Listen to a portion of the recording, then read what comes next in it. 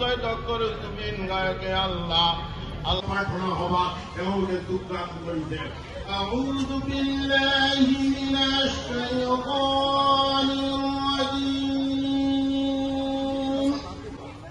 আমাৰ গুৰু শ্ৰীমন্ত শংকৰদেৱ মাধৱদেৱ শানখাই অসমীয়াৰ সমাজক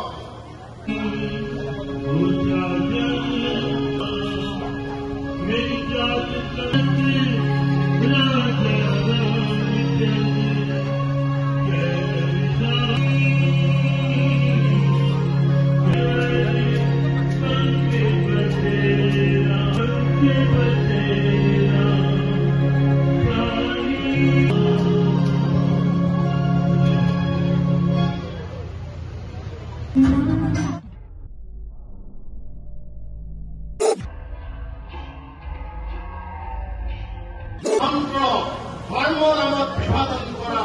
ধৰ্মৰ নামত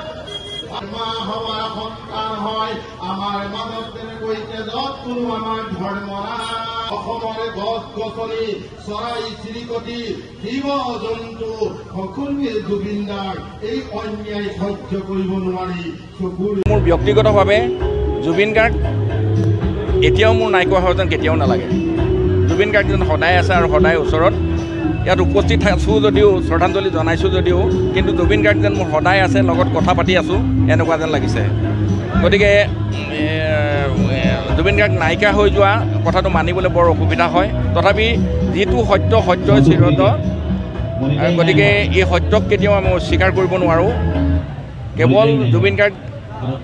যি ধৰণে নাইকিয়া হৈ গৈছে আৰু আমাৰ সমগ্ৰ ৰাইজে যেনেকৈ বিচাৰিছে জুবিন গাৰ্গৰ জাষ্টিছ ফৰ জুবিন গাৰ্গ মই সেইটোৱে অনুৰোধ যাম যাতে জুবিন গাৰ্গ নাইকিয়া হৈ যোৱাৰ কথাটোত যাতে সঠিক বিচাৰ হয় তাৰ বাবে মই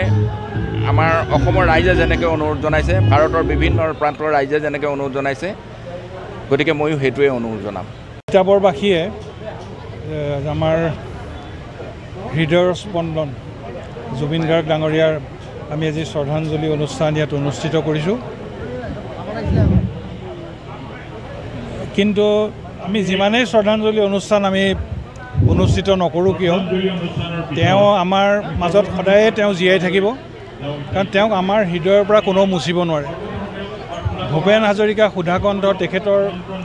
50 বছৰ পিছত জুবিন গাৰ্গৰ জন্ম হৈছিলে এই পবিত্ৰ অসম ভূমিত